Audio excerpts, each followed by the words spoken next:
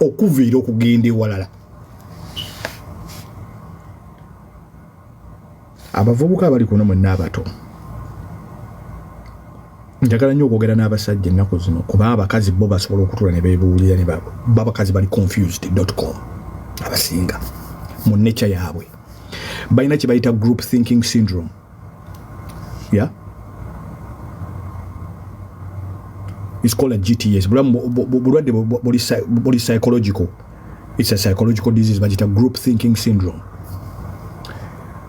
Bagendera nnyo ku group influence ekika ky'abasajja ekitunda mu ssaawa eyo oba mu budde oba mu generation eyo.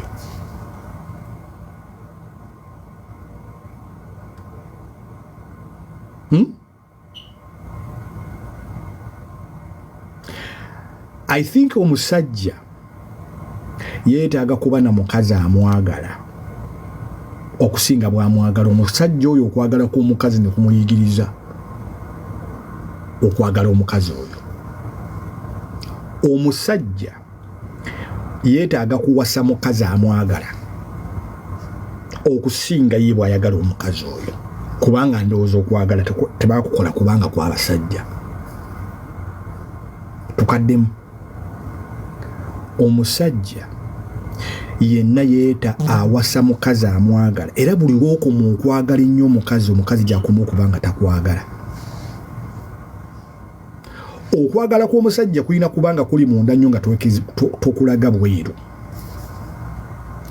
Sheeyo nga bwe mbagambye bagita pop the balloon. Mukansala bava wala. Njagala kashako ngenda obumasina namba nalika kusindikide mu inbox okalabe. Bannange kali abantu bali so weird. Era bambi nsaasira nnyo abaana ba generation yena batannaba kuwasa na kufuna babeezi. Bannange si kyangu kufuna mubeezi ennaku zino. Si kyangu. Kubanga mushumu bagenda bayita omusajja nga full package. Omusajja alina omulimu gwe, omusajja alina ebira byakula, omusajja nga is a high value man. Alina ebintu ebimwekutteko nga bi-creating a value. Abakazi nabo bera mulina omusajja simwagala, musajja mumpi nnyo, musajja muwanvu nnyo, musajja ayambadde empale eri tight nnyo, engatto tazitegeera. Kansesa kasho ono Vivian yakamanyi bakaita pop the balloon. Naye nange ndowooza ngenda kukola pop the balloon Ugandan version. Eyafe bagenda kugiyitanga switch off the balloon. Kubanga ogenda n'otunula ne bayita omuntu ng'olabira ddala omusajja, omukazi yena yali egwanyiriza okubeera n'omusajja oyo. Wallahi abakazi ne bamugaana omusajja oyo. Ne wajja omusajja ng'anoonya ng'ayogera birungi, akola bulungi, afaanana bulungi. Batebamuwaga ne wajjawo wabulala ng'alina jeans njulifu, yeepanga bwepanzi, kugamba ng'ali awo rough, naye ng'abakazi gwe bafiirako.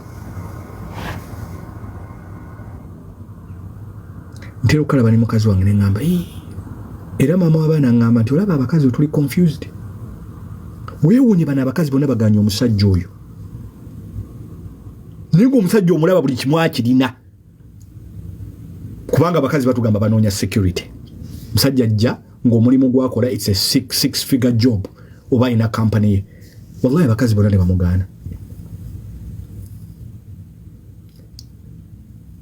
Bonna ne bamugaana omukazi, musajja ne bamugaana.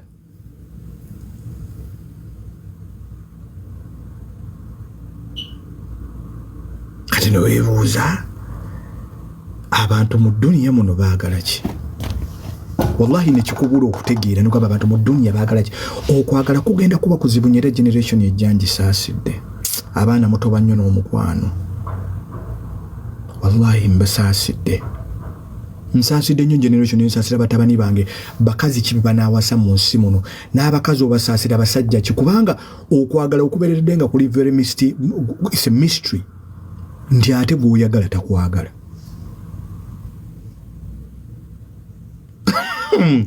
Nete abakazi bate. Abakazi bo bate. Fa abasajja bwe tuba twagala by the way. Omusajja bw'abanga ayagala aba ayagala. Niyo omukazi agaana n'omusajja ku nsonga z'otayinza kutegeera nti nze omusajja oyo yantamye ali boring nnyo, omusajja tayendako, omusajja ali awo, ali too perfect, abaana school fees asasula mu budde, omusajja abeere waka ava ku mulimu n'akomawo waka n'alaba TV, omusajja tannomyamu ku mutwe. Nze nali simanyi nti mu nsi muno tewaliwo abakazi aba getting a board olw'okuba omukasanja gw'alina tamukubamu. Who would want to abuse? Lwaki weyagala okubeera n'omuntu okubeera nti alina okwa abusinga okutegeera nti omuntu oyo akwagala? Mukama Katonda. Olwo ebintu ebimu bingamba nti Allah ebintu bino ba Allah subhanahu wa ta'ala yakola bulungi oba yakola bubi. Nini ngamba tuli banafu nnyo n'okutegeera kwaffe kunafu nnyo Allah okumuteekako ekintu kyonna okutandika okutegeera. Tuba tesoyinza kutegeerera Katonda. Tetuyinza kutegeerera Allah. Naye emitima gy'abantu mizibu gyakuliidinga. Emitima gy'abaana Adamu mizibu n'entegeera z'abaana Adamu nzibu. Ni Allah yakola ekitonde kye bayita omukazi. Wallahi Allah yakola ekitonde kye bayita omukazi. Era bw'obanga oli musajja nga toli mugumiikiriza nnyo, omukazi tomusobola. Olina okuba nga you are very very tolerant okubeera n'ekitonde kye bayita ekikyala. Olina okuba nga olina high level of maturity. It is very easy to understand a man. Very easy. Very easy. In fact, I think it is easy okumanipulating omusajja. And there is two things I think as a man you should possess. Bw'oba ogenda okuwangula olutalo lw'okubeera nti tolastinga nnyo eri abakazi. If you can control your desires, your sexual desires, kubanga abakazi abasinga bakontrolinga abasajja bisexually. If you can control your lust, okuba nti buli mukazi gw'olaba mu kkubo oyagala kwebaka naye abakazi ogenda bawangula. Ojja kuwangula.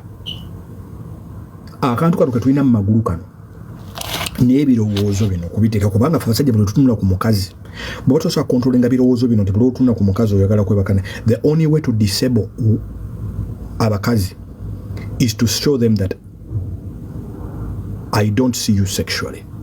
Nkulaba nga kyali wange oli awo kubanga ekyo bakikozesa nga kyakulwanyisa. The other one kwe kuyiga okwekolera emirimu. To learn to do chores for yourself. Because men in our nature we're very dependent nnyo ku kitonde kye bayita ekikazi. Era ebimu ku bisinga otulumanga batukyayi. Koko andi akali omukazi abadde bano yanfumbira yanjoleza yankolera buli kimu. Kati becoming too dependent. Or becoming too dependent on a woman. That is why bw'olaba couples nga badde musajja n'omukazi biseera ebisinga bw'olaba omukazi nga afudde omusajja n'asigala omusajja ayanguwa okufa as opposed to the women. Abantu baba badde bawangadde nnyo omukyala n'omukazi for a long time. Omusajja ono n'afa n'alekawo omusajja obuwangazi bwe buba butono nnyo as opposed to women. Bw'oba ng'oyagala okuwangula as a man, and I'm talking through experience, control your sexual desires.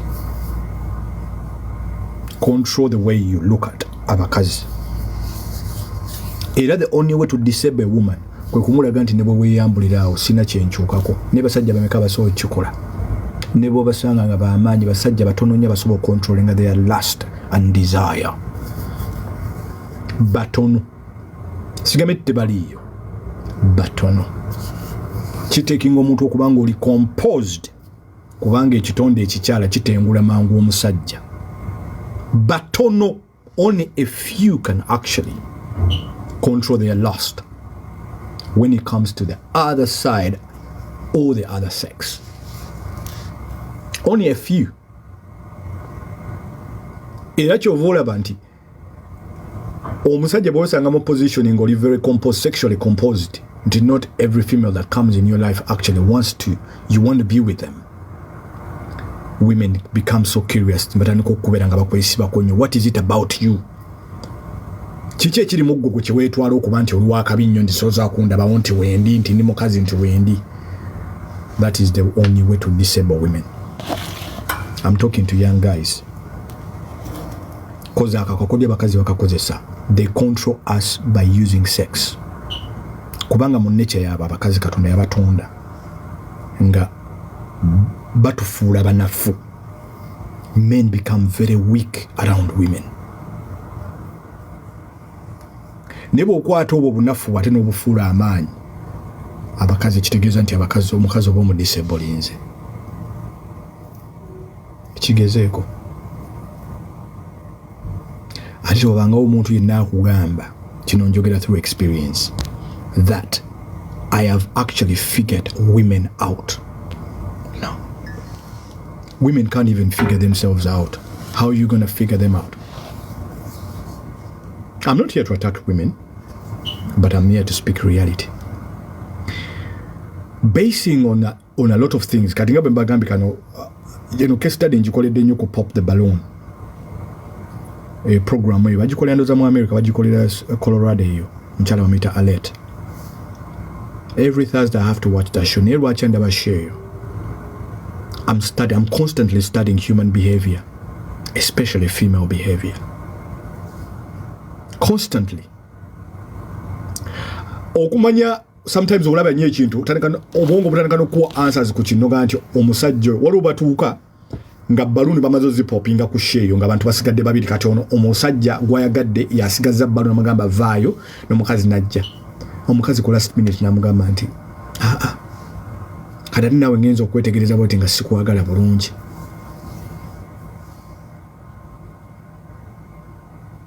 Kashako mwetaga ne mukalaba bakaita Pop the Balloon, kanoonyeeko kazi bamuyita Alert. Gwanoonya omubeezi kusookera ddala what I will suppose you do oba kyewandibadde okola, amagezi agasooka kusabadde divine Katonda, especially in this generation. Lwaki nesiba nnyo ku kya generation eno, because you have abundance of information. The more information you've had, gyemusobola oku accessing, the more confused you've become. Bwe twali tukula ffe, nze kubanga ndi mukadde, nga okulaba omukazi okuwa haga to hug you, it was so special.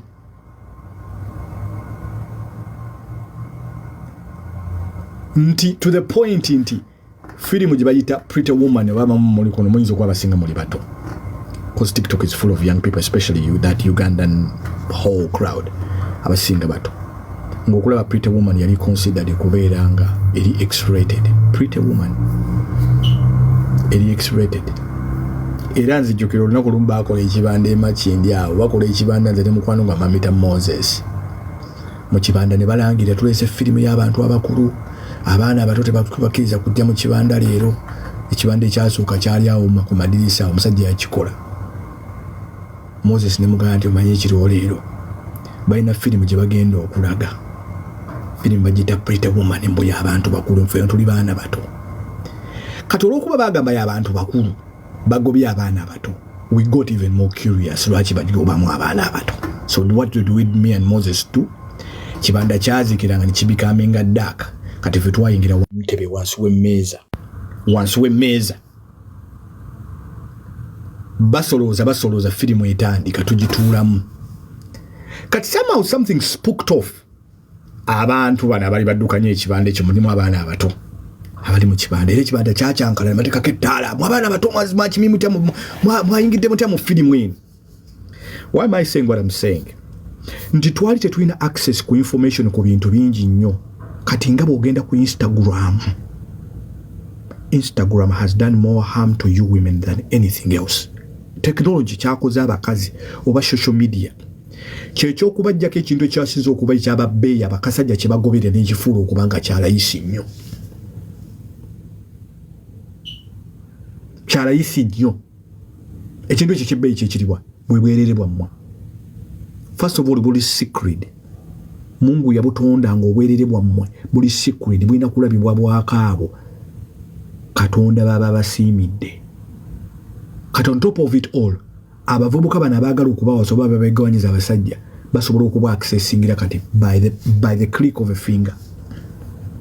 Era kyova olaba one of the things ebisinza okwonoona marriages oba relationships ennaku zino, pornography, is the abundance of pornography. is the abundance. Nti olwokuba tulina access, buli wokumu okubeera ne access ku kintu, ekintu ekyo kiruzinga value. If all of us here had access to money in the world, money loses value. Because there's so many people, because we have access to money, buli muntu yenna asobola okuba ne access ku sente.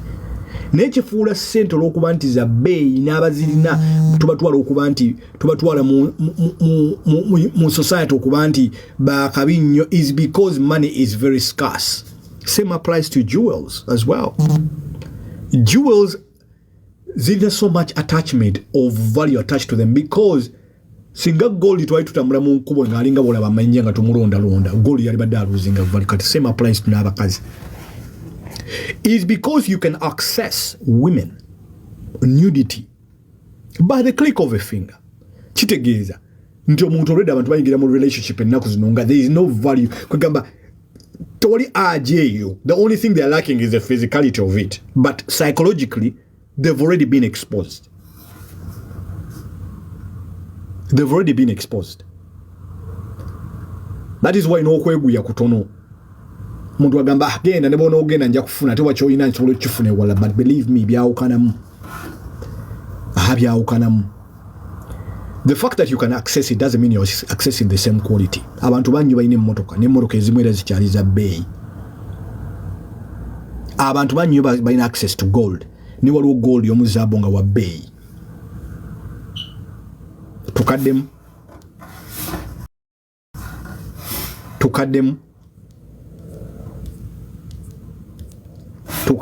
agamba tukaddemu awandike wansi tukiddemu. The fact that you can access obwerere bw'omukazi, njogera n'abavubuka abali wano,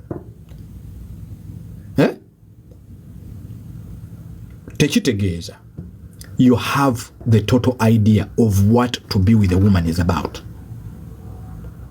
Kubanga what you're looking at is a fallacy, is a facade, but the reality of it, you need a human being.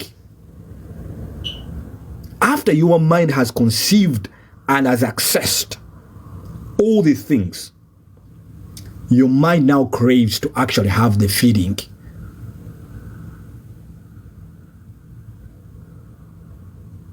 But now, there has to be a balance between the crave and the reality and the keeping. There has to be a balance. Whatever you've accessed psychologically, in reality, it is not real. It is not.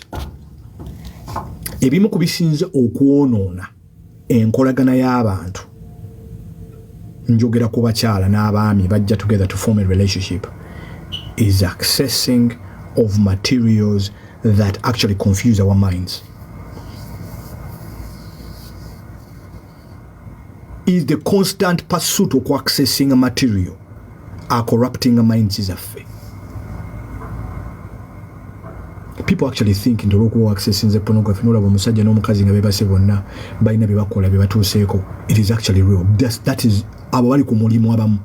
They are creating what they call, it's more of a virtual entertainment for you, for some people, but it's not real. Abamu bagendinga even a step further to try to put it into the marriage. Kiri kibalabi kiringa bonolabe mukazi empaka zikunyumira nnyo nawe n'ogenda okwata emmoroka eyo givugenge ey'empaka. You can't. You are either going to lose your license or ogenda causing damage to property, or you're going to endanger lives, and even endangering your own life. Kitegeeza, it's not real. What you have seen, it was a sport. Ekyo kiddayo era ku bantu nga bonogamba nti lwaki relationships ennaku zino zifuuse enzibu. First is us. Bw'oba oyagala okwetegekera enkolagana n'omuntu oba okufumbira oba okuwasa, olina okukendeeza access yo ku such materials to stop the corruption of your mind. And that is what is killing a lot of relationships, is this unlimited access. Kubanga omusajja abeera n'omukazi mu nnyumba, omukazi nga yeekolako ebyambyone n'omusajja yeekolako ebyambyone, especially for abasajja. Lwaki? Because, and this is a reality, when you get involved with a woman, you have access to a woman 24/7 in the house. You're not going to have unlimited sex. Kitegeeza nti abakazi bo mu nature yaabwe balina ebintu ebikontrolinga ajezi zaabwe. Abamu balina aji nnene, abamu balina aji ntono. Naye batugamba psychology baba studies zitulaga nti ekinene nnyo mukazi kyasobola okubeera naawe omusajja in a month. Enene nnyo jabeera nga ali ku peak really alina obwagazi is probably 5 or 7 days in a whole month. Negwo omusajja ffe tubeera lati tubaire tulina obwagazi okuva ku mwezi wegutandika paka lugukomayo okujjako nga walwala. Kati naawe olw'okuba omukazi y'obwagazi bwe butono, naturally Katonda bw'atyo bwe yabatunda okujjako abo abatono, si bonna, abatono. Now people always have a backup. Backup eri ki? Nze bwe kinaagaana njagenda ku site gundi paka lwanaatuuka n'afuna mmuntu. Abamu batuuka ekitala ne babivaako n'obivaako naga omukazi ne w'omwesibako ne b'ogamba oyagala nothing happens. You see? Sometimes abakazi nabo ba contributing ku musajja okubeera nti ali addicted oba getting addicted to ebintu by'okwezannyisa. For example, chovola banti ate wano maturity weekolera. And this is my own personal opinions and argument. Don't take it the wrong way. I believe beyond reasonable doubt nti omukazi omu tasobola musajja. The only reason why you are satisfied as a man with one woman is because your finances limit you, oba amaanyi olina matono ne environment mw'obeera naye katukiteke nnyo ku finance n'amaanyi. Naturally speaking, omukazi omu tasobola musajja omu, tamusobola. Ngenda kukubalira mu mwezi mulamba Katonda yatonda bakyala ayina mwagenda mu nsonga ze, ayinza gimalamu ennaku 7 oba ennaku 10, omwezi gusigaddeko ennaku 20. Ajja kuba tali mu mundu, waliwo ennaku zaatuka nga tali mu mundu. Ezo nazo bali nti ennaku 7 ku 10, asigaza 10.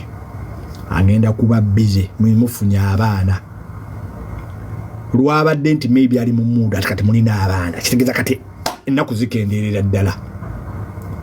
Studies have actually shown that married men have bega tachitono.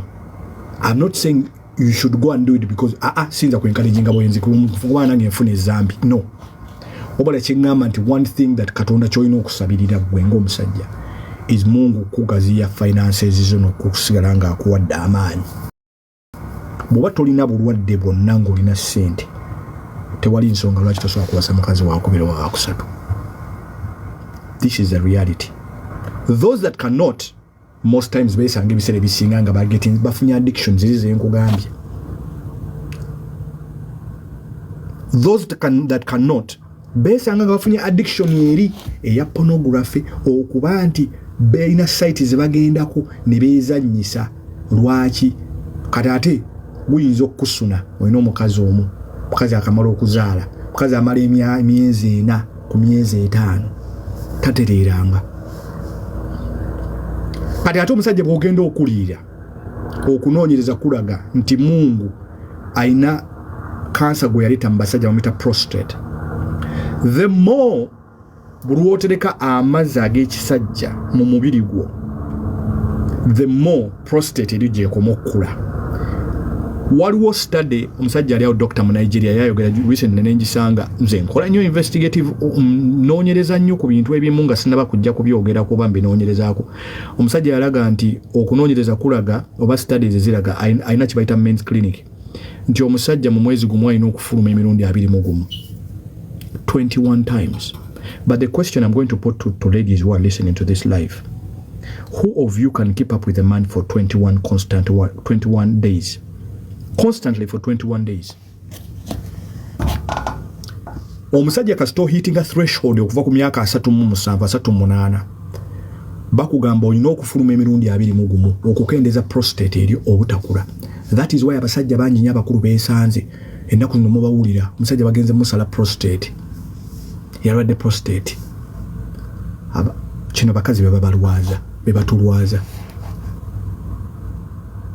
abakazi ate bo balwala estrogen levels zabwe zeyongera mu mubiri gyabwe bafuna nnyo balwala nnyo. I think is this cervix oba n'amabeere ago something called kubambo bafuna liquid yo katonda gye batundamu amazzi bageta estrogen levels kasita zeyongera ogenda waggulu ate nabo kibalwaza. First omugejjerero gusokkirira mukazi agejja nnyo bwe bakazi bogamba mu Luganda bakita kusaata wala era kyova olaba nti ente w'embuzi oba embwa bagiraawa egejja nnyo kati n'omuntu afaanaganako bw'ati nti omukazi asaata olw'ojja okulaba abawala bali mu biyumba abasinga banene nnyo lwaki they have very high estrogen levels.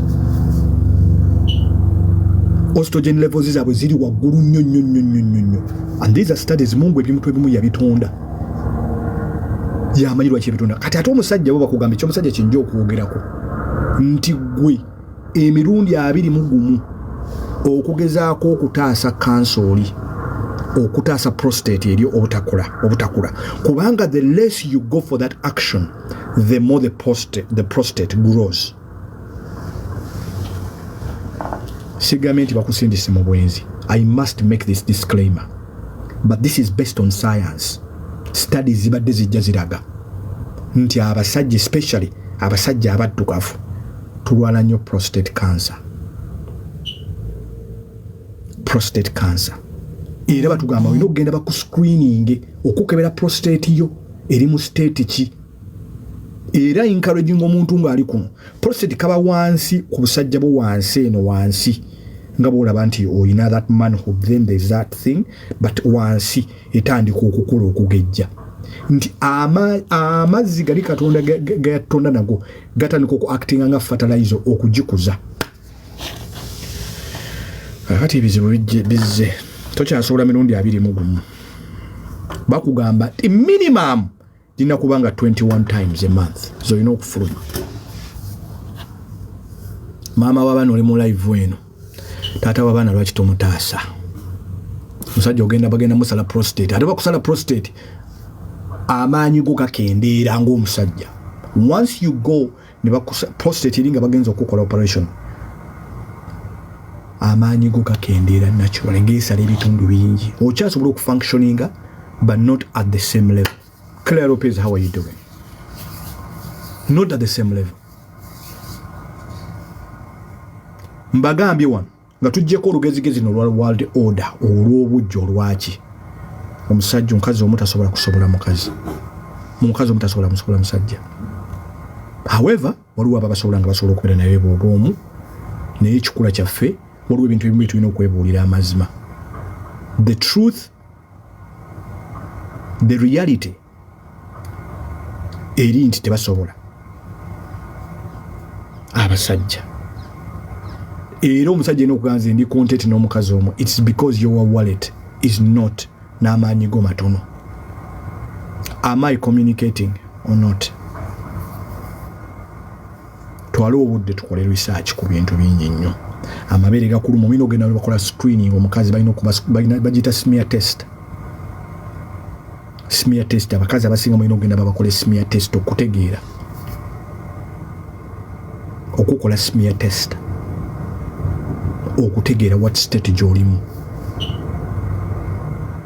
By the way Mungu alina ebintu byakola mu nsi muno nga byewuunyisa nti akantu ako ka vitamin koolaba kaliba essanyu kawa omuntu essanyu era bwe kakendeera ka vitamin ako byebizibu okujja abantu okunyiiganyiiga buli kaseera nosanga omuntu ku live banyiiganyiiga abantu abo balina estrogen levels nyingi nnyo. Abasajja tulina nkyerabidde ekigambo kya luzungu kinsumbuwa abasajja tetulina estrogen tulina If I remember it, I will say it. Bwenako wakagamba ako kansumbu abasajja baba kazi balina oestrogen katonda gwe yabawa naye kayako omusajja kansumbu kigambo ekyo kimva mu mutwe osimanyi lwaki. That is the bitter truth. Teri mukazi asobola keeping up na musajja nnaku 2 mu mirundi 2 mu mwezi teriyo. Ate kyovola nti era twesanze nnyo okunoonyereza kulaga nti abasajja bali in the western world balwala nnyo prostate. Baita testosterone, tulina testosterone webale nnyo. Abasajja ffe tulina testosterone, abakazi balina estrogen. Era okunoonyereza kulaga studies show that abasajja ababeera in the western world Bulaaya tukitwalanga Bulaaya balwala nnyo prostate okusinga ate abasajja ababeera ewaffe. Manyi lwaki? Abasajja b'ewaffe nga bakola exercise. Nga bakola exercise sigambye nti tugende tubikole kubanga ate waliwo ne aspect y'eddiini tulina obikolanga mu ngeri ya Katonda eri permitted. Niyo waliwo kubanga olina kyobola nti sometimes wogenda olaba nti science atandika conflicting n'eddiini. Science starts to conflict with religion kubanga science akugamba wali emirundi 21 kati emirundi 21 bw'oba olina omuntu ewaka ate emirundi 21 tegisoboka ajja kugaza nina okugenda okukola nze siri mu mood simanyi bitya otegedde. Era abasajja abali kuno ng'osukka emyaka 35 okugenda waggulu, please genda okebere prostate yo eri mu condition ki. Omukyala ali kuno ng'olina omusajja kati atandise okukulirira okuva ku myaka 35 paka waggulu. Mukole booking abasajja bisinga tebitubifaawo tugenda okukebera obulwadde ng'ate bwatusobako dda. Take the man to a clinic bamukebere prostate ye nga tennaba kutabuka. Bweba ekyali mu early stages kiki ekiraga omuntu nti ayina complication ku gundi ye ku by the way, I must make this disclaimer. I'm not an expert in what I'm talking about. I'm only saying based on what I've been reading and been researching. I'm not an expert on prostate cancer. I'm not an expert. I must make that disclaimer. Have I gone for a checkup? Yes, I've gone. And my prostate is okay. But more exercise, doctor told me, is needed. I'm okay for now. But doctor says more exercise is needed. And I came home and I addressed it with my missus. I said, the doctor said, I am okay for now, but I must do more exercise. Obujulizi webuli. So what are you going to do? I must make that disclaimer. Banete munfuna bubi. Mwinzo ganti mindset yatugame no, go and check up, doctor akubulire. Bwebe ngerimu condition ngerimu stage eri critical, that means by no gisalayo. You have to go for an operation. In fact mu UK because bachi encouraging nnyo kati mu nsezi mu katinga zine zakula UK na bakola nnyo ne smear test abachala mwino ogenda mukola smear test okulwanyisa cervix cancer n'okulwanyisa breast cancer and so on and so forth. And these are things that tukugamba ku live abantu tebali informed enough okuba nti tuteka ko live abantu ne babi sharing ne bamanya information ki omuntu amala kutuka mu mbeera mbi banne mu musondere yali ku live eno mu naffe mu mujjukira alinayo omutwalo gulete aine 5 girete. No, some things tosobola okubyeyambako especially abantu bali mu nsezi developed. Go have your smear test nenge ebintu bimwe tuyinza okubyewala n'ekirala kanako tulina okukayisaawo nothing.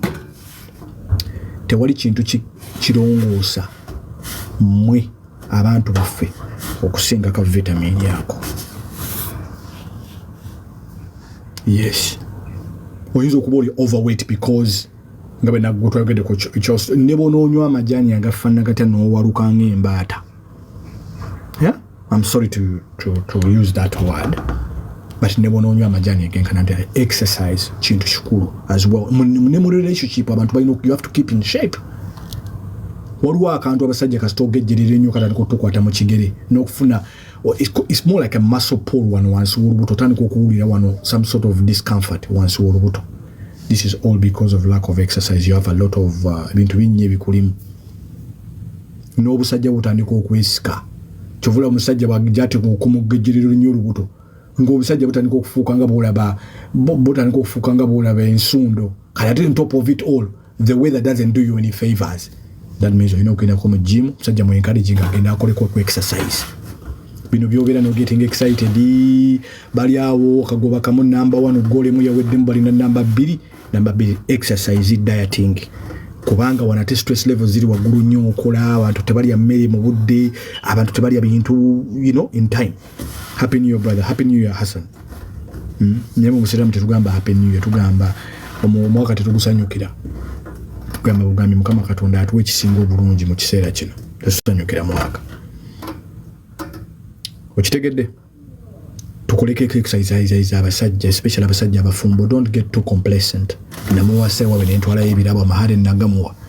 There's a lot of young women who are married to men who abatasobola omukazi nga tamusobola.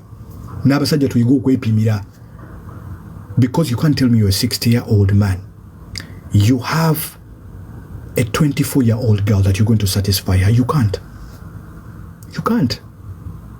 The body is already tired. This woman's body is still young and functioning. Tosobola. You can't tell me you're 65, you have a 22-year-old wife. You can't. Katinze mind is one when you come in when the simusobola. Abiriyemba nkola naye kimwagaza aki. Besides, I don't even like young girls. Nah, I don't like young girls. Amana balina amanyi mangi nnyo banyumya ekiro kirambo oyagala kwebaka omwana n'akunyumiza bino omutwe gwakooyedde emboozi zaakunyumiza emboozi omutwe gukuluma n'ogamba Mukama Katonda kiki kino. How do you know that you're developing prostate? You have to go for a checkup, Mukwaya. Mukwaya. You have to go for a checkup.